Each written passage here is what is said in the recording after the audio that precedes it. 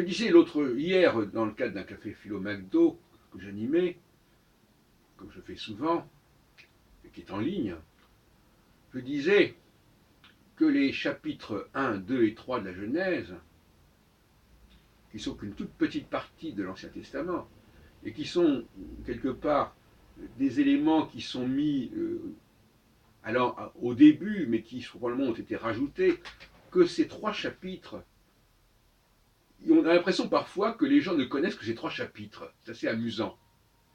Ils ne connaissent que l'histoire de la création, que l'histoire d'Adam et Ève, que l'histoire du paradis terrestre, et tout le reste, ils l'ignorent totalement. Donc ça devient complètement ubuesque. Alors tout est là. Qui est Adam il a été fait à l'image de Dieu, etc. Il est même à les femelles. Dieu a créé la femme à partir d'Adam. Et puis il y a eu l'arbre qu'il ne fallait pas toucher. Il y a eu le serpent, etc. Mais c'était incroyable. Euh, tout, toutes les réflexions sont là-dessus. Même la rédemption chrétienne se retrouve dans l'histoire de la chute de la chute du paradis terrestre, etc. C'est hallucinant. En l'espace de, je sais pas, 4-5 pages, voilà, résumé la totalité de l'Ancien Testament. En tout cas, c'est a priori, c'est la seule chose que conserve le Nouveau Testament de l'Ancien Testament. Il devrait d'ailleurs, à mon avis, ne mettre en avant que les 10 premiers chapitres de l'Ancien Testament, ça lui suffirait largement. Je trouve ça ahurissant. Alors je l'ai signalé à nos amis, et voilà quelques réflexions qui sont venues, que j'ai d'ailleurs peut-être évoquées précédemment, mais là je voudrais faire converger les choses. D'une part, qui est cet Adam, fils d'Adam, qui est Adam Est-ce que cet Adam, c'est l'homme en général, ou est-ce que c'est au contraire une sorte d'être de Dieu, de demi-dieu, à l'image de Dieu justement? Alors on dit l'homme a été créé à l'image de Dieu. Non, je ne pense pas. C'est Adam qui a été créé à l'image de Dieu et pas l'homme moyen, l'homme ordinaire.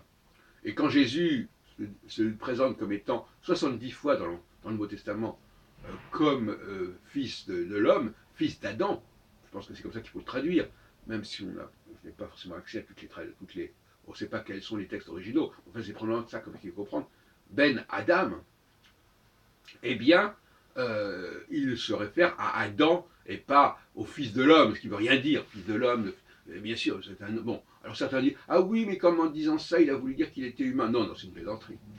Et d'ailleurs, quand Dieu s'adresse dans les prophètes, je pense notamment à Ézéchiel, eh bien, il dit, toi, fils de l'homme. Et c'est pas fils de l'homme, c'est pas n'importe qui, c'est pas toi humain. Non, fils de l'homme, c'est fils d'Adam. Et Adam n'est pas l'homme. Il y a une erreur de traduction là qui s'est perpétuée. Alors il faudrait réfléchir sur comment on dit l'homme en hébreu. On dit aussi Gever, n'est-ce pas?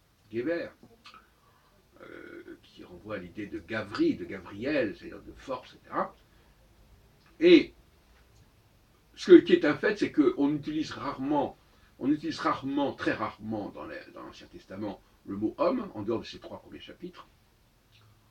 On parle de tel et tel personnage qui a tel et tel nom, mais on ne dit pas, et on parle aussi des Bné Israël, les fils d'Israël, mais on ne dit pas les fils de l'homme, les fils d'hommes, ou même les hommes. Alors il y a un seul passage dans le prophète Osée, au chapitre, bon voilà, et aussi dans les psaumes, où il y a cette question, on parle vaguement de l'homme, fils de l'homme, etc.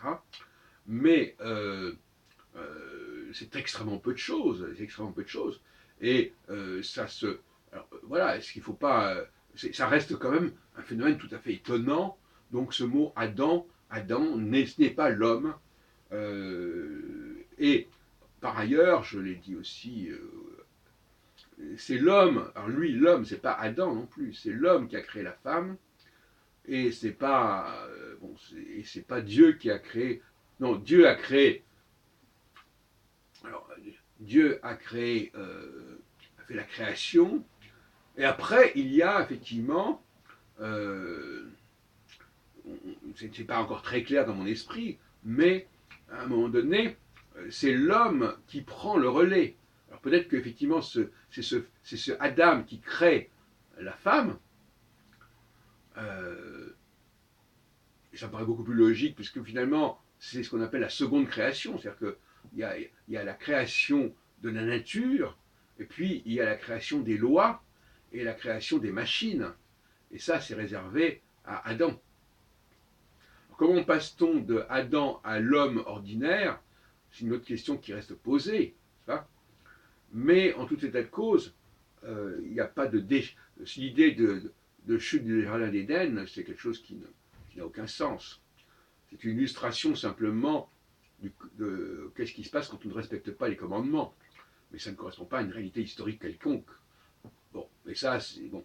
Et alors, terminons la question de la rédemption. Alors là, la rédemption, cette question fondamentale, on la trouve, elle est très marquée par le gnosticisme, ou par la gnose. Et dans l'Ancien Testament, la seule rédemption, c'est tout simplement que Dieu, en Exode 3, vient sauver le peuple hébreu de l'esclavage. Maintenant qu'on ait compris cela comme étant vient sauver l'humanité de son esclavage matériel, etc., c'est une paraphrase, c'est une lecture tout à fait gratuite. De la même façon, quand on attendait que Jésus vienne sauver les Hébreux de la domination romaine. Donc finalement, le Soter, le Rédempteur, c'est une exégèse par rapport à l'idée de Dieu qui vient sauver le peuple hébreu de son esclavage. Et alors ça a été compris comme étant, on vient sauver les hommes du péché originel, etc. Enfin, tout ça me paraît grotesque, très franchement. Bon, effectivement, il faut essayer de comprendre un peu mieux comment se fait ce passage, à quel moment l'homme ordinaire a été créé. Alors moi je répète encore une fois que, en tout état de cause, ça nous renvoie, cette histoire de la création de la femme, à Pygmalion, n'est-ce pas, le sculpteur qui est amoureux de sa sculpture, qui est une femme, à Vulcain le forgeron, l'homo faber, qui épouse Vénus, Vénus qui est l'amour, qui est la femme par excellence, etc. Voilà ce qu'on peut dire à ce sujet. L'idée de, n'est-ce pas, tout ce que Dieu, il s'arrête à Dieu, enfin ce qu'on appelle Dieu, il n'est pas question qu'il crée des machines. Hein. Tout ce qu'on lui accorde, c'est la création du monde. Donc, tout ce qui est machine, et la femme fait partie de ce monde des machines. Et ce mot même création, à mon avis, renvoie beaucoup plus à la machine qu'à la nature. Enfin bon, c'est encore ce sujet. Fabrication, en tout cas, comme dans le Séphérier de Sirach, le livre La Formation. Donc il y a la création de la femme, c'est la création de la machine, en fait. Voilà. Donc le seul point sur lequel je resterai un petit peu dans l'attente, c'est le passage de Adam, fils de Dieu, et donc ceux qui viennent ensuite sont des fils de l'homme, sont fils d'Adam, hein, comme Jésus, pourrait être le fils d'Adam, effectivement, puisque c'est dit 70 fois. Et ensuite, est-ce que cet Adam va... alors, on pourrait poser la question, est-ce qu'il va créer... Alors, on pourrait même aller jusqu'à dire que Adam va créer l'humanité. Hein, va créer l'humanité. Pas seulement la femme, mais l'homme et la femme. Donc, pour récapituler, n'est-ce pas, Dieu crée Adam à son image mâle et femelle, et Adam, à son tour, crée l'homme et la femme, non plus androgynes, mais l'homme et la femme séparément, et nous sommes les héritiers de cette création de l'homme et de la femme, et pas seulement de la femme, etc. Bon, voilà quelques réflexions que je laisse à votre réflexion et à votre méditation.